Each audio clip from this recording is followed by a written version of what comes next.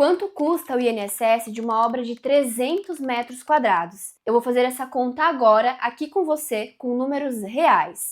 Olá, eu sou a Gabriele, engenheira civil, especialista em regularização de obras e tenho meu escritório, a GK Engenharia, que é uma empresa especializada em regularização de obras e atende clientes em todo o Brasil. Já foram mais de 700 obras regularizadas e mais de 14 milhões de reais economizados para os nossos clientes. Se você gosta desses conteúdos, já aproveita agora, se inscreve aqui no meu canal e deixa também um like aqui nesse vídeo, assim você me ajuda para eu continuar trazendo mais conteúdos como esse toda semana. Antes de eu te mostrar os números reais para esse cálculo do INSS da obra, é importante você entender como essa conta funciona. De forma muito resumida, a Receita Federal, ela verifica 3 informações diferentes para chegar no valor do INSS da obra. A primeira informação é o custo da obra, porque ela precisa presumir o custo total da sua construção para que depois ela consiga tirar ali a parcela que vai ser a base de cálculo para o cálculo do INSS. Então, ela tem uma fórmula que ela calcula a partir da metragem, da destinação, do material, do endereço, dentre outros fatores, para ela chegar nessa estimativa do custo total da sua construção. Depois que ela calculou o custo total, ela só quer saber quanto você gastou com mão de obra, porque as contribuições previdenciárias é um tributo calculado com base na remuneração da mão de obra. Então, aqui nesse cálculo, não importa quanto você gastou com material ou com equipamentos. Então, dentro desse custo total, ela extrai a presunção do valor de remuneração de mão de obra. E essa remuneração vai ser a nossa base de cálculo pro INSS. E aí, por fim, ela define qual vai ser a alíquota do INSS, que pode chegar a uma alíquota máxima de até 36,8%. Ela aplica essa alíquota na base de cálculo, que foi a remuneração, e aí sim ela chega no valor do INSS da obra. Agora eu trouxe aqui, eu fiz uma simulação na nossa planilha de cálculo para trazer os números reais para uma obra de 300 metros quadrados. Eu considerei uma casa, então ela tem uma destinação residencial unifamiliar em Santa Catarina. E o método construtivo foi o método de estrutura tradicional, então não teve nenhum tipo de pré-moldado, pré-fabricado, porque isso é importante porque a gente traz um enquadramento de obra de alvenaria. Porque quando a gente enquadra obra como mista ou madeira, a gente tem outros cálculos aqui. Então eu trouxe os números aqui para vocês, tá? A partir dessas informações, ela chega no primeiro valor que eu comentei, que é o custo da obra. Então nesse cálculo, ela presumiu o custo da obra em R$ 918.779. Então, uma obra de 300 metros quadrados, ela está presumindo que o custo aí vai ser de quase R$ 1 milhão. Em cima desse custo, ela extrai somente o valor da remuneração da mão de obra. Aqui no caso, ficou R$ 101.065. Eu sei que parece não fazer sentido, como que ela está dizendo que a obra custa mais de 900 mil e só 100 mil reais é mão de obra? Parece pouco, não parece? Mesmo que pareça pouco, ainda assim vocês vão ver que o valor final do INSS ele fica muito alto.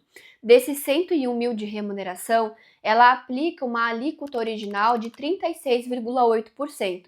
Então, o INSS presumido para essa obra é de R$ 37.192. Isso calculado agora em julho de 2026. Todo mês o valor do metro quadrado aumenta, então todo mês esse valor também vai sofrendo um reajuste. Agora vamos entender um pouquinho como é que ela chegou nessa remuneração, porque realmente não parece fazer sentido. Uma obra de quase R$ 1 milhão e ela disse que só 10% praticamente foi o custo com mão de obra. É que a Receita Federal ela vai aplicando alíquota e fatores que vão reduzindo a base de cálculo. Então aqui eu estou fazendo um cálculo presumindo uma obra de pessoa física. A obra de pessoa física ela tem um fator social. Então ela reduz a base de cálculo. Então essa mesma obra, se ela fosse nome de pessoa jurídica, ela ia custar mais caro o INSS, porque a obra de pessoa jurídica não ia ter o fator social. Além disso, ela pega a metragem da obra, que era 300 metros, e ela faz um cálculo de equivalência. Então ela não calcula em cima dos 300 metros. Ela aplica um percentual de equivalência, nesse caso de 89%, porque ela considera que dentro desses 300 metros vão ter algumas áreas que não têm o mesmo custo de obra. Uma varanda, uma garagem, então ela aplica esses percentuais de equivalência para levar em conta ali na presunção dela essas diferenciações. Ela também aplica o percentual pelo tipo de obra, então eu comentei que era uma obra de alvenaria, então ela aplica 20%. Se fosse uma obra mista ou madeira, já seria um outro percentual. Então, existem N fatores que vão reduzindo essa base de cálculo, até ela chegar ali na presunção da remuneração de R$ 101 mil. Mas eu falei para vocês que esse valor ele é a presunção, e a gente não precisa obrigatoriamente fazer o pagamento desse valor ali que a Receita Federal está presumindo, R$ 37 mil. Mas se vocês fizerem a regularização com estratégia, vocês podem pagar muito menos. E eu quero trazer aqui para vocês uma estratégia específica, que é, eu diria, a mais importante de todas para quem está construindo no nome de pessoa física. Existe um benefício fiscal que pode reduzir aí até 70%, 72% do valor do INSS, mas ele tem vários requisitos e a gente tem que ter muito cuidado na forma de aplicar esse benefício. Eu tenho vários vídeos já aqui no meu canal falando sobre ele, é o fator de ajuste, então eu não vou adentrar aqui de forma aprofundada nesses requisitos, como que a gente faz todo esse planejamento para aplicar o benefício fiscal. Mas é importante vocês saberem que existe essa possibilidade e olha só, mais de 70% de redução. É muito importante então que vocês peguem essa informação, assistam outros vídeos aqui do meu canal ou até mesmo falem com a minha equipe para a gente poder analisar a sua obra e entender se a gente pode aplicar esse benefício nela também. E aí alguns erros comuns que fazem as pessoas pagarem mais do que elas deveriam. Lembra que eu comentei que existe o fator social, que ele é aplicado para obra de pessoa física? Esse fator social ele tem uma tabela de faixas, então uma tabela progressiva. Então quanto menor a obra, maior é o fator social, então mais ele reduz a base de cálculo. Então obras entre 0 e 100 metros têm um fator social. De 100 a 200 metros já tem outro, de 200 a 300 tem outro. Então, por exemplo, às vezes na hora da concepção do projeto, a sua obra estava ali com 300 metros quadrados.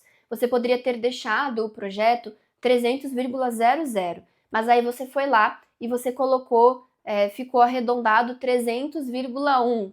Não deu nem 301, só 300,01. Isso já faria a sua obra mudar de faixa de fator social, o que já faria o INSS ficar mais caro.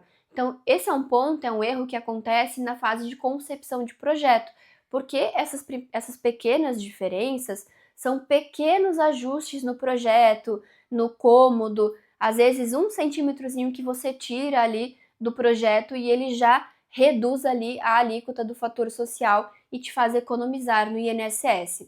Um outro erro que a gente vê muito é o dono de obra não fazer o cadastro do CNO desde o início da obra. Não só o cadastro, mas fazer a gestão mensal do INSS. Então, o melhor cenário de economia é quando o cliente nos procura antes mesmo da obra começar e ele contrata o nosso serviço de planejamento tributário com acompanhamento mensal de INSS.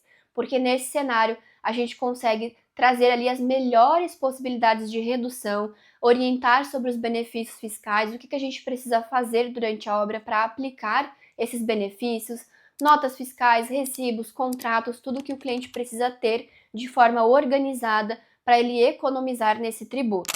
Bom, aqui eu deixei várias dicas para você, então agora você já entendeu todos os cuidados que você precisa ter quando você for começar a construir. Espero que isso tenha te ajudado.